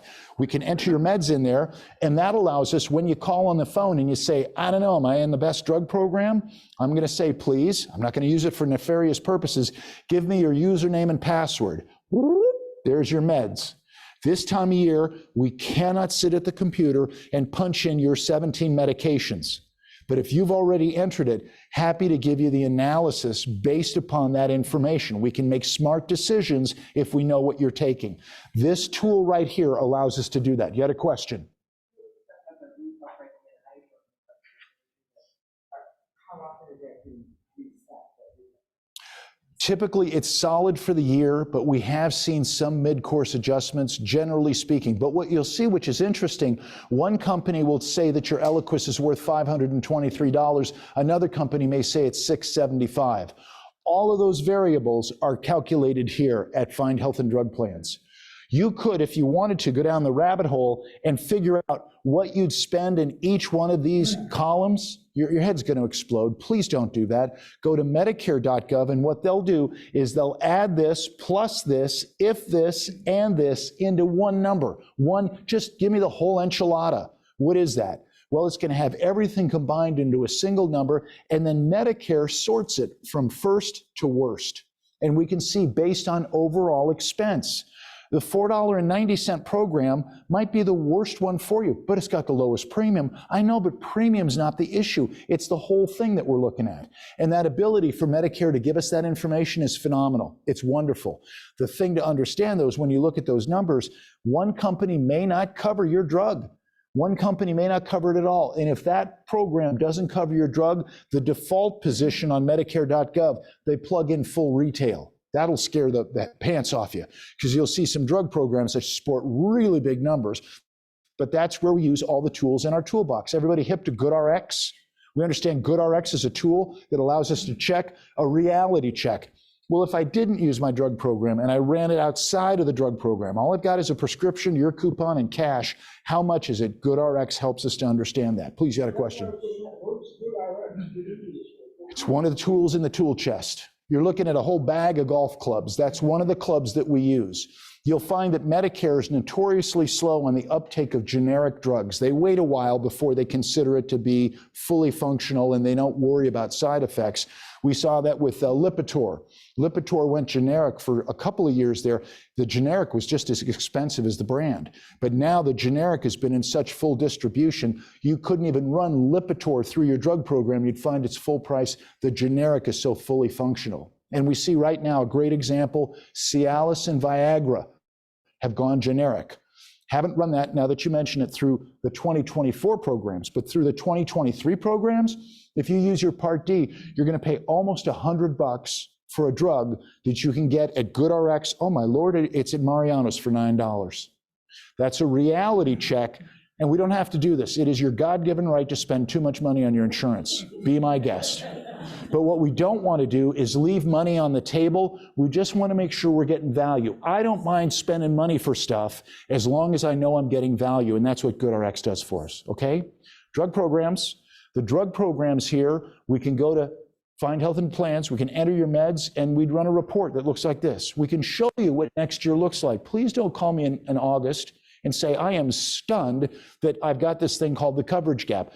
Dude, you should have seen that in October, November of last year, because you've got the tools at your disposal. Oh, they're all the same. Why would they all be the same if there's 22 of them? Oh, they all go up every year. Not necessarily. Oh, I couldn't qualify. Yes, you can. This guy here, we ran him at the beginning of last year, premium $25. That's about mid-range for most of these. Understand the difference between a preferred pharmacy and a participating pharmacy? Participating pharmacy will take your money with a smile. A preferred pharmacy is where you're typically going to get your best value. We see people pick the right drug program and go to the wrong retailer. That's a mistake. We see people who run the report. I only want to go to Walgreens. Okay, fine, but if you only want to go to Walgreens, I'm only going to look at the 8 programs that feature Walgreens. Could you walk across the street to Jewel Osco and save $700 a year? Usually people say, well, yes, I could do that. You want to look at all of your options. This guy here, there's the dreaded Eliquis. They're retailing it at $523, and before the deductible, he pays $523, but it even tells us here he's going to meet that deductible in January. Then he moves into the stage after deductible. Look at that. That's beautiful. $47 for a $523 drug. That's great. But remember, they're not tracking 47. And in August, he will have received enough retail meds to actually fall into the coverage gap. That's dangerous. Don't want to do that. You'd also notice here, this is a great example of that's a Pro Air rescue inhaler. That's something, if you take it, you understand it. You use it every once in a while. But these things have been coming down. Generics have been hitting the inhaler market, and they've been coming down dramatically. It was beautiful. This one here, a good example. Medicare charging $30, even after your deductible, charging $30 for a medication that at GoodRx, I want to say last time I quoted it, was $17. You can pay $30 if you want, but I'd rather pay $17 looking at that. David, I just have a quick question. I have a sense that you got some questions that are going to be brewing. If you could do us a favor, just for those that are home, could you repeat the question? Because you're mic'd and our audience isn't, and that would help those that are at home understand the nature of the questions that might be asked. Fair enough. More questions. I'll repeat them for you, please. I get welfare as Part D, and I've been paying a little over $8. Highway robbery, $8. Is that? Anyway, when I got the pamphlet that they sent me, they said the cost for next year is $0. So there will be no premium. I thought that was. Gotcha. I'm not here shilling any company. I'm not supposed to mention companies by name, but a specific question about a specific product and a situation for next year. WellCare Value Script is one of the more popular Part D drug programs. Been very popular this year. This year, that WellCare Value Script that he's asking about, he was paying $8.10 a month for that drug program. We got the annual notice of change. You opened it up because I happen to know you've got an excellent agent, and he told you to look up that. And lo and behold, the WellCare Value Script drug program next year is literally a $0 premium. So how do they get paid for medications? Because they've jacked the heck out of the tier 3s and tier 4s. Danger, Will Robinson. Okay? Got to understand what you're taking and how it's affected. I mean, we've gotten dozens and dozens of calls. If I could speak to the owner of WellCare, please, owner of WellCare, could you not have made it $3? People would have believed $3, but $0, nobody can believe that. But it is, it's a phenomenal program for tier 1s and tier 2s, but you have to be careful about those tier 3, 4s, and 5s. It is a tremendous value, and it is an example of how capitalism can drive prices down. I'll go with you to a couple of other companies where the premium has literally doubled. Oh my gosh, it's doubled. Don't just look at that. Look at the tier 3s and the tier 4s, treating those very favorably. This will all depend on what you're taking. And again, there's always the what if. People will look at that, and we've gotten dozens of calls. This can't be real. It's got to be a misprint. No, it's actually real, but we also want to be darn sure that you're in the tier 1s and the tier 2s. And the fact that every year we have the ability to change these drug programs and the ability to see what everybody's doing. Well, I'm good to go then. Freak out or something. I wouldn't, because freaking out would require more medication.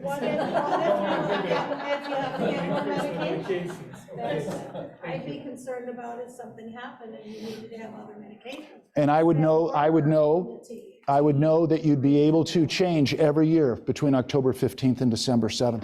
Your value equation is different than someone else's value equation. Men are of the mindset that it's never going to happen to them.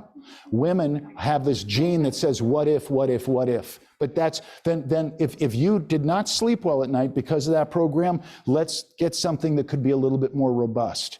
I have a tough time buying something based upon spinning the big wheel of doom. What kind of lymphoma? Well, what kind of, I don't know. I know what you're taking today, and that's when we would make a decision between now and December 7th. What's the best drug program for you based upon what we know today, right? I mean, If something happens, every year you have the ability. Friends who don't even take blood pressure medicine. I have lots of friends who don't take any. Any kind of medicine, so sounds good to me. You know. So she's got friends that don't take any medications, and even then, you would certainly want the zero premium plan to avoid penalty, avoid lockout, have something in place. Right. The mantra of any insurance is to say, better to have it and not need it than to need it and not have it. Please. Okay, I am still working now. Are there more than 20 people that work there? Yes, That is called creditable coverage. and I just turned 65. Okay? So my employer has now given me something about a drug plan. Isn't my Blue Cross Blue Shield that I still have that I'm going to hold on to, isn't that just straight across the board, or do I have to worry about a drug plan? Typically not on a group. The question is, if she continues to work and keeps the employer coverage through work, is that creditable coverage? Yes. Is it creditable coverage on the drug program as well? Yes, it is. So you can delay activating Medicare till further down the road. The question there always becomes, or what to know, is that you've always got Medicare waiting in the wings. On your employer plan, I don't know if you know, but what's the out-of-pocket maximum? Any idea? Nobody looks at that. No, nobody looks at that until it's time to look at it, and then they're like, oh my Lord. But it's a good thing to know to prepare yourself, because you've got Medicare waiting for you if tragedy strikes. I hope it never does. But if there's storm clouds on the horizon and you know you just can't take it anymore, you got to get the need done. It would be foolish to stay on the employer's plan and suck up a $5,000 out of pocket when you could move here to the world of Medicare and potentially pick up coverage that the premium's probably a little bit more than what you're paying now. But boy, if you're not paying a $5,000 deductible, you think about that G, where after 226, it's all covered. The MRI, the CAT scan, the physical therapy, the surgery, the whole 9 yards. That is wonderful to know that you've got in the background waiting for you. If you're not in an HSA type of health savings account, I would go ahead and take the A. There's no premium for A. It can't hurt you. It can only help us as you get closer to the world of maybe launching here. So can you go online and just take a? You sure can. You sure can. Yep. Yeah, it asks you straight up, do you want Part B? No. Do you want to start Social Security benefits? No. You just want to take the Part A in your instance. Just going to ride shotgun with you. Be there, riding right next to your group insurance, which is primary, and the hospitalization thing, the skilled nurse, it might help you a little bit if something went wrong. Good to know it's there. And then when you do get ready to pounce on this stuff or over here, we're ahead of the curve because we know what your Medicare number is, we know what your Part A effective date was, and we know what your Part B effective date will be. It can be the first day of any month that you choose to activate. Okay? Thank you. Good, my pleasure. A and B, good, but not complete. We pick up a drug supplement and a drug program, and this is the pathway that most people are going to choose. This is what mom and dad did. This is what your friends did. But it's also not unusual. There's a lot of pressure, and people start to reanalyze this. Usually we see 7, 8, 9 years in, we get a lot of people who we didn't work with originally, but maybe they come to a seminar or their friends refer them to us. And dad is sitting there at the kitchen table, and he's looking at the bills, and you know, honey, when we signed up 8 years ago, this thing was all real reasonable and wonderful, but now here we are 8 years later. Between your supplement and your drug program, we're dropping $250 a month. And between my supplement and my drug program, we're dropping another $250 a month. That's $500. That's $6,000 a year for our coverage here, understanding that we went to the doctor a total of 7 times last year. $6,000 for 7 doctor visits? That's usually a time for reflection, and maybe finally they reach into the drawer and dust off that policy, and they say, maybe there's something better, and we sit down, and if we're lucky enough, we get a shot to talk with them, find out a needs analysis. I'm sorry, 8 years ago, you took the F because the agent told you it was the best thing you could get, and you go to the doctor a total of 7 times. You've got the all-you-can-eat buffet, and you're leaving after a cup of coffee. That doesn't make any sense at all. Let's not do the F. Let's move you to the G. Well, I've got pre-existing conditions. That's okay. We've got a product that will take you. And you went to the doctor a total of 7 times. What about the N? What about co-payments? That's, unless the two of you are going to the doctor more than 30 times a year, N could make a lot of sense, and that's great. We can tune it up. And then you look at the drug program, and I understand this. I had a guy I was talking with not 2 weeks ago. He's in a $103 drug program, and he's bragging because his meds are a zero copay. And I know why he did the $103 drug program, because when he signed up for it 8 years ago, it was $40, and he was taking 2 brand name drugs. Well, here we are. He's literally 8 years later. That premium has gone up every year. Now it's 103, and those 2 brand name drugs now are generic.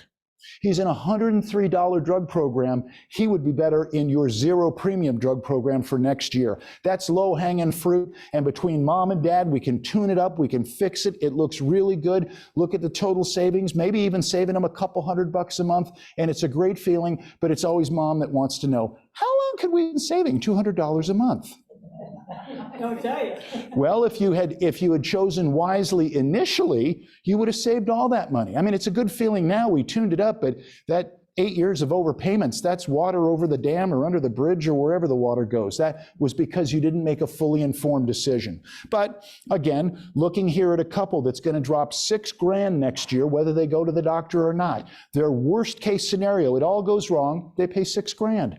But their best case scenario, it all goes right. They go to the doctor 7 times, they've paid $6,000 for 7 doctor visits. That's when TV ads start to take their toll, and they may see Joe Namath, or they may see William Shatner, or they may see any number of celebrity spokespeople, or you may get the advertisement that'll be on all the time now during open enrollment. Dental, vision, hearing, get all the benefits you're entitled to. Okay, slow down for big fella. This is a little different idea. Here, Medicare primary, any doctor, any hospital, anywhere in the United States, they take Medicare, you're in. In Advantage, hold on. Advantage programs will be more network restrictive. They'll still be good, but they won't be any doctor, any hospital. They come in 2 flavors, HMO or PPO. HMO, very restrictive. That says you keep everything with a single medical group. You keep it all with Edward, or you keep it all with Northwestern, you keep it all with Dooley. They've fallen out of favor. Most people have decided they would rather have a PPO because they cross-pollinate. They've got a doctor at Advocate. They've got a doctor at Northwestern. They've got one that's up in North Shore.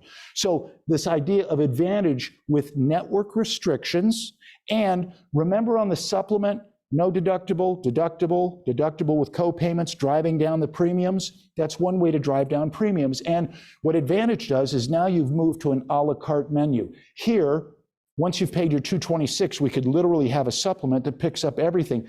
Here, no, we've moved to primary is 5 or 10, the specialist is 25 to 50, the emergency room's 100, 120, the ambulance was 280, a night in the hospital could be 300, 300, 300, depending on the program. But all of these co-payments for services, in addition to network restrictions, that's how they're making it work. That's how they're getting to a zero premium plan.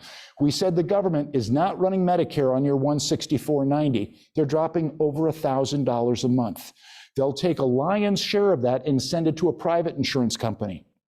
Private insurance company says, seriously, you're going to give us all that money to take care of Tom, and Tom's going to agree to stay within our network, and Tom's going to have co-payments for everything he does? Sure, we can add additional benefits, and they do, but all of the Advantage programs got to play again by Medicare rules, and Medicare keeps these guys on a very short leash. All of them are going to have more restrictive networks, and this is where we start to get into an analysis of how you access the healthcare system. More restrictive networks, but between all the medical groups that are here in Chicago, we have an embarrassment of riches. We've got 5 great medical groups. We've got some of the greatest hospitals in the United States. We can find your doctors. I'm pretty certain of that. All of these programs are going to have co-payments for services, but depending on the program you look at, those co-payments could be different. 0 for a primary, 5 for a primary, 25 for a primary, I don't know. But the number I really want to fixate on is the capped exposure, worst case scenario. Remember we talked about original Medicare, unlimited benefit, but unlimited exposure. Well, Wait a second, I don't like that idea at all. I know, so we can pick up additional coverage, or we can go to an Advantage program that would put in a firewall, a worst case scenario, a maximum out of pocket. At least you're sleeping at night knowing that you've got coverage in the worst case scenario. But again, each one of the Advantage programs this year, and in Cook, Robin, we're up to 53 this year, I believe is correct. 53 Advantage programs, all beating each other over the head to win your business. Each one of them will have a different capped exposure. Most of them will include a Part D drug program built right into the chassis, part of that zero premium plan, and there can be sweeteners hiding here. We had one of the major players, I guess it was 4 years ago now, maybe it was 5, an Advantage program that treated insulins for a zero copay, no copay for insulin. That was amazing. We moved a lot of diabetics into that program simply because they saved a fortune on their drug program. These programs are available each year, not only when you first come to Medicare, but also every year during the annual election period between October 15th and December 7th. That is why every other ad on TV is going to be about making changes, the big changes to Medicare. There have been no big changes. Getting all the benefits you're entitled to. Really, I'm going to get something for nothing? Typically not. Here, we look at a family that could be dropping $6,000, or they could put that $6,000 into the cookie jar and possibly decide to try an Advantage program. I'm not shilling for anything. I just want you to know what the field of play looks like. Here they put that $6,000 into the cookie jar, and they do. They go to the doctor 7 times next year. Oh, and he has an appendectomy, and she needs an MRI. The co-payments on all of those services probably total up to well under $1,000. Where did the cookie jar wind up? The cookie jar wound up with a lot of money in it. And that's the allure of Advantage. You don't like the what ifs. People don't like the what ifs. On the Advantage program, that's a what if. What's your risk tolerance? What's your history of health usage in this world of Medicare? And do these make sense? Medicare says if you're over here and you decided you were tantalized, you were intrigued, you want to try this, Medicare protects you. They give you a 1-year trial right. Anytime in that first year you decide you don't like it, we can bring you back to original Medicare and we can hook you back up with a supplement and a drug program. But after that first year, beware. After that first year, you want to come back over here, no problem putting Medicare back into primary position. All the drug programs are on the table for you. And not to worry, because we can apply for a supplement. And that's the sales pitch. Apply, intimating that it's no problem. We just got to fill out the paperwork. We're going to get you a supplement. Not true. 43 out of 44 companies are going to ask you medical questions, and they can stop you right at the front door.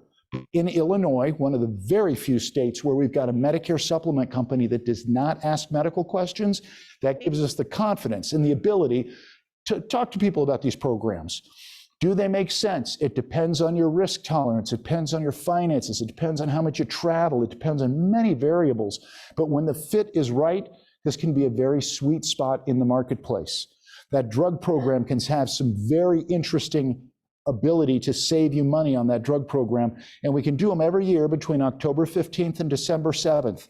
No underwriting, no medical questions. They don't even ask if you smoke. They will go ahead and they will take you gladly into this world of Medicare because this is big, big business. When I started 17 years ago, there were 6 HMOs. Now it's grown to where there's 53 choices between HMO and PPO. We want to look at them all. The beauty of Medicare, Medicare forces them to lay out their benefits in exactly the same fashion. I can look through all of the players. I can look up your doctors and see if your doctor's in network. I can show you exactly line by line by line how product A, product B, product C, and product D, what are the co-payments? Most important on each program, what's the maximum out of pocket? That's something you really want to keep your eyes on. How do they treat your medications? It would be foolishness to go with a zero premium plan if it wound up costing you more for your drugs. That's why we want to run an analysis of those two.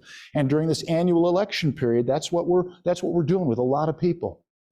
All of the Advantage programs understand the ground rules. You still have to have A and B. You're not getting away from that. That's a sunk cost. You've got to have A and B to do anything else. And this is a private insurance plan that's literally replacing Medicare. You're going to put that Medicare card away. You're not using your Medicare card now. Now you've gone with a private insurance company and they run the whole show. They're available on a county-by-county basis. So it's possible that the program your brother has in Missouri, there would be a similar program here, but not identical, not exact. And that's where the devil is in the details. Let's look at it line by line by line. And it's true, Joe Namath is not lying. They will include additional benefits, but please understand advertising. Advertising is highlighting the highlights and not necessarily talking about the other side of Advantage. We get calls every January from people who literally believe they signed up for a new drug program that also had dental, vision, hearing, and more, and it was no charge. There is no such thing. You've been beguiled and misled by somebody on the phone. I'd much rather meet with you in person. You're talking to somebody in Florida who doesn't understand the Illinois market. Robin and I do. Be careful about these additional benefits. A benefit is different than insurance. One of the companies a couple of years ago was crowing about the fact that they had a $5,000 dental benefit. Boy, that was a grabber. $5,000 in dental, that sounds really good. What's covered in the $5,000 cleanings? What? That's it? Cleanings, $5,000 in cleanings, that's all I get? That's how they can call it a benefit, but it might not be a benefit for you. If you're not using their guy, then that might not be a benefit. The vision, usually it's pretty thin and you got to go to their guy. It's a benefit, but it's not a full-blown vision plan. And the hearing aid benefit is usually a discount on their units. They will all, for the most part, include a fitness program called Silver Sneakers. That's a wonderful thing.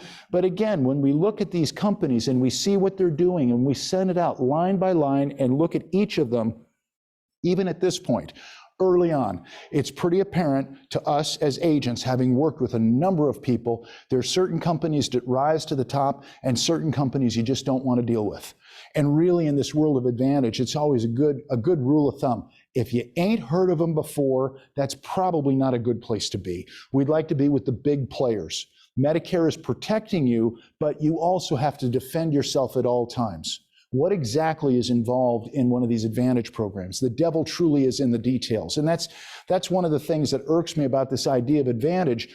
They're playing hard and fast. And I'll tell you straight up, on the Advantage programs, these things pay double the commissions of anything else in my industry. So if you find an agent who's leading with Advantage and that's all they want to talk to you about, they're talking about their wallet. They're not necessarily talking about your best interests. What we want to do is we want to analyze A and B, good but not complete. You've got a supplement and a drug program. That's good stuff, but this might not be the right pathway for you. Advantage could work. And we want to look at all of them. The issue here, and why we're so passionate about educating you, there's different time frames involved into when you turn on your Medicare. There's different time frames involved in when you get a drug program, and additionally, there's different time frames involved in when you do a supplement and when maybe you change it. There's different time frames involved in these things called Advantage programs. And this is usually the part where somebody says, this is so confusing, how do you do it on your own? I know how you do it on your own. You do it wrong. We'll catch you, we'll wait for you, we'll see you 6 or 7 years down the road, and you'll be the one that says, how long could we have been? No, I don't even want to hear that. I want you to make smart decisions up front. As brokers, we're not Medicare. We represent all the stuff that makes Medicare complete. As brokers, the insurance companies pay us. There's no charge to you for our services. Robin's got an office in Park Ridge, we have an office in Lisle, or let's do a Zoom meeting, or maybe a phone call, a reality check. What do you have right now and what might be better? Or better yet, if you're coming to Medicare for the first time, let's make fully informed decisions. That's what we do.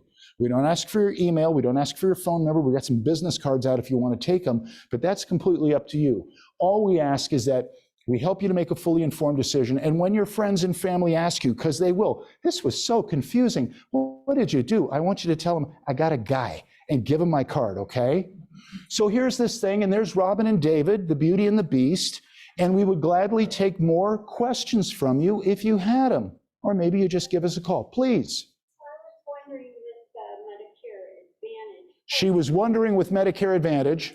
If you're living part of the year, so 3 or 4 months in a different climate, in a warmer climate. Can we go with you? She lives in a warmer climate. So you're talking about snowbirds. An Advantage, which is network restrictive, and that's for sure why you wouldn't want to do an HMO on the Advantage chassis, because on the Advantage chassis, the common misnomer is HMO will cover you in the event of an emergency. Remember we talked about partial sentences and half-truths and floating asterisks. That's a good one. HMO is going to cover you in the event of an emergency, but as soon as you've stabilized, they're rolling you into the parking lot, and now you got to find a doctor to follow up with or a skilled nursing place to hang out at, and your HMO is designed for Chicago. And I never get into arguments, but I had a gentleman who was disagreeing that his HMO was terrific, and I said, HMO is great, but you just got to be careful, because, you know, if you're hiking in Colorado and you have a stroke, the HMO is going to take care of the stroke, but as soon as you stabilize, they're going to roll you into the parking lot, and you got to get back to Chicago because you've got an HMO. And his response, well, then I just won't go to Colorado. Okay. You're missing the point here. So you're in Florida and you're water skiing. I don't care, but understand the rules of engagement. But the PPOs can have a nationwide footprint.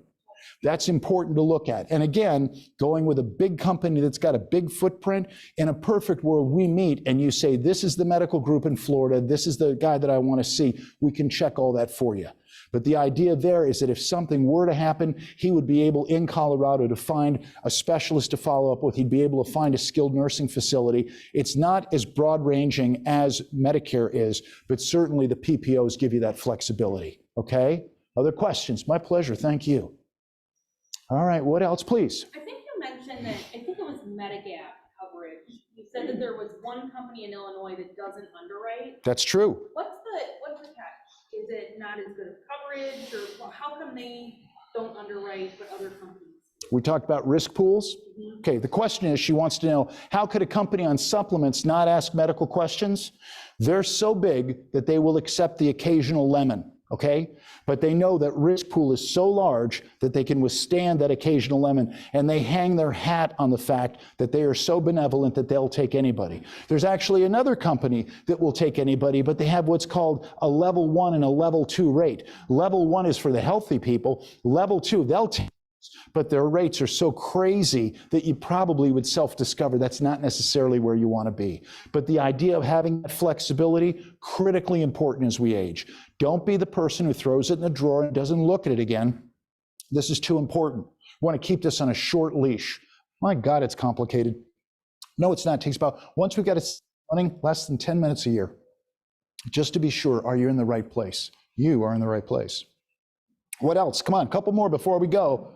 Please. If you were going to retire outside of that sign-up period, you said till when, December 15th or whatever? Well, that would be, if you sign up outside of the initial enrollment period, you're confusing that open enrollment, October 15th to December 7th. Right. If you haven't come to Medicare yet, irrelevant. Well, if you're 65, you're on Medicare, but you're working for a company under their insurance, you're going to retire in the future. Should you plan that around that open enrollment?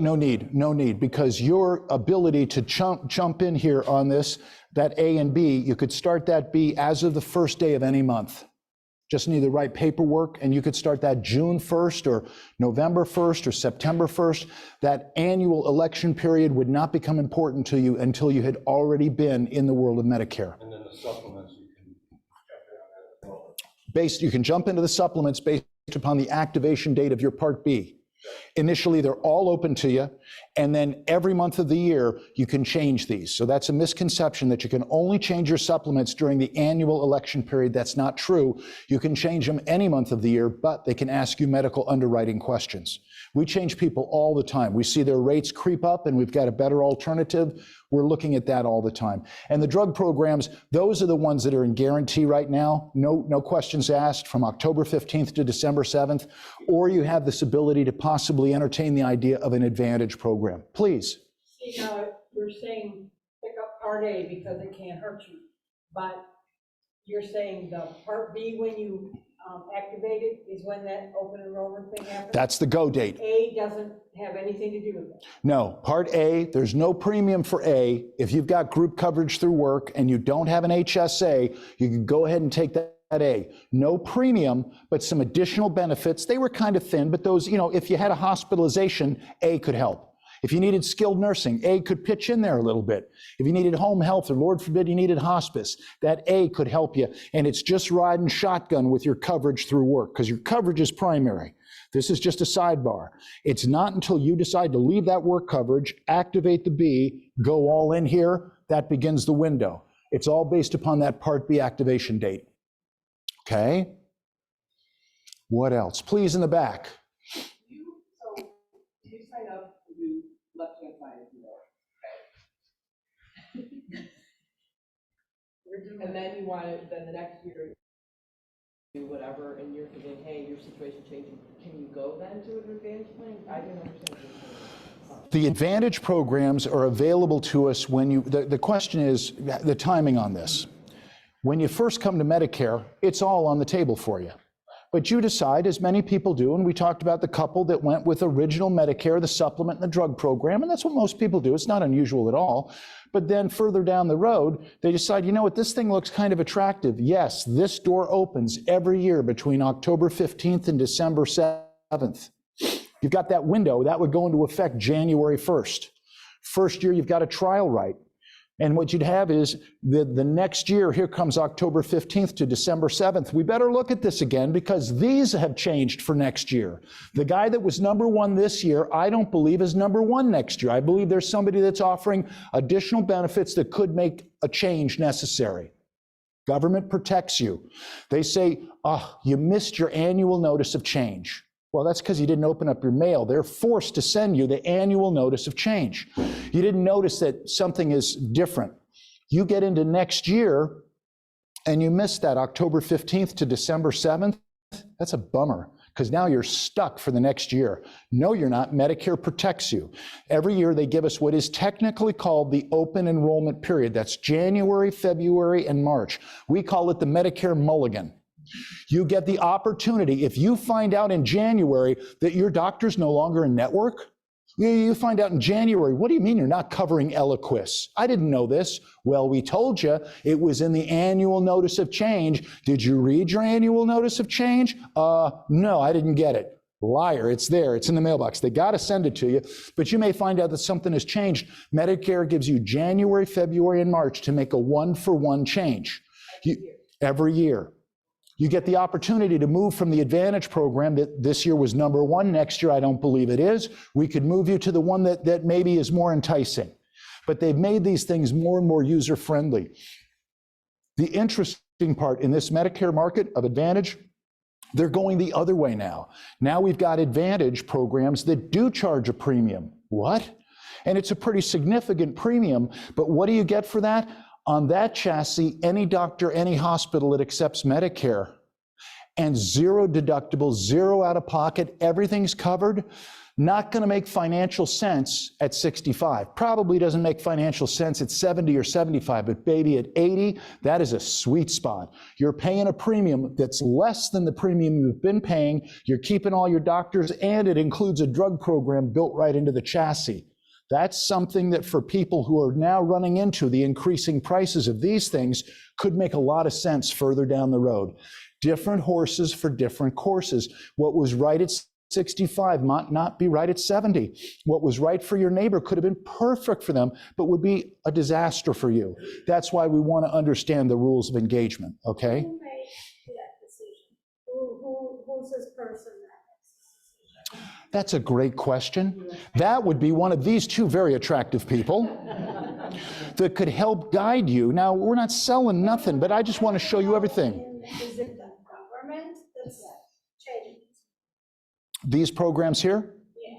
competition and capitalism. They got to play by government rules, but within those rules, they get to decide what drugs they want to cover. They get to decide what their co-payments are going to be. The government says, here's the rules of engagement. You figure it out. You got to make a profit. You got to do it by our rules, and then competition takes over. And the company that was #1 6 years ago was then surpassed by a different company 4.5 years ago, which was then surpassed by another company 2 years ago, and I would say this year surpassed by another company. Certain companies are now, it's the government. Correct. These are 53 different programs operating under Medicare rules of engagement, but they're not government plans. They are private health insurance alternatives. You scratched that out because I asked you to. Okay? What else? What else? What else? The donuts are coming, please. All the information and phone calls, whatever, does it ever stop? I wish it did, but it does not. Do the phone calls ever stop? Phone calls ever stop? You think you've hit 65, you've made your decisions, they'll finally go away? No, because now they're buying mailing lists that are even cheaper than the ones that they bought for the person turning 65. They know you're over 65. They know you've probably made some decision. And I'm sorry, but if you pick up the phone, this was your mistake. Hello? Oh, says a nice sounding voice. How's your day going today? Well, I think it's going pretty well. Is this my neighbor? No, did you know there have been big changes to Medicare and you're in big trouble? They reel you in. And I hope there's a separate circle of hell for these telemarketers because they are so smooth. They are so smooth. And what they're doing is they're spinning you up. And I hear it all the time. You guys are okay, but my clients that are in their 80s and 90s, I mean, they answer the phone because they're lonely. And they're answering the phone because they think maybe it's their granddaughter calling or something. And I always hear the same thing. Oh, the girl I talked to on the phone was so nice. Of course she was nice. All the crappy telemarketers had to get real jobs. You're dealing with the A team now. These are the people who really know how to spin you up. And don't ever give them information over the phone, because just out of the phone book, I can call you and say, Mrs. Johnson, I've got to tell you, we've got a new girl that just started at our office, and she's a sweetheart. You would love Taylor. She's terrific, but I think she's been making some mistakes. Do you have a minute? Is it okay? Okay, so you live at 123 Main Street, right? Right. And that's the zip code is 1087. No? Oh, okay, I think that's a mistake. And they'll start to build trust on stuff that's already in the phone book, and then they go for the big close. Could I have your Medicare number, please? I need to check that. Don't you ever do that, okay? But you guys are, the notification earlier this year, the woman called, she's in her 90s, she's a sweetheart, panic struck because the mail said her coverage is going to be ending in May. And I'm like, Gwen, could you read me that envelope, please? It said, your coverage may be ending. Not that it's ending in May, but they transpose, and people get obviously get very concerned about this, but that's why you go to 1-800-MEDICARE, you go to medicare.gov, you use a ship counselor, you talk to extremely attractive people who would love to help you in this pursuit. They do not charge you anything. These people are here educating you. That's what we're doing here tonight, is trying to help you understand there's a lot of decisions that are being made here, and to make the right decisions can make a big difference in how much you spend, okay? I can't keep you any longer. All right, you guys, have a very good evening. Thank you for coming. Everybody at home, thank you for being here. More questions, we'll take them. Ask Robin. She hasn't said anything all night. I've been chatting with the online audience. Did we have any questions, Robin, from online? You know what, nothing that wasn't addressed. Okay. Or already asked. There was some further clarification on some things that we did online via chat, but, yeah. Okay. Other than that, we're good. Great. Well, David Wylly, Robin Dawson, thank you so very much for being here. And everyone, thank you for coming out tonight. Thank you, guys. Appreciate it very much. You betcha. Thank you. You talk about mulligans. Okay. Yeah. Off yesterday.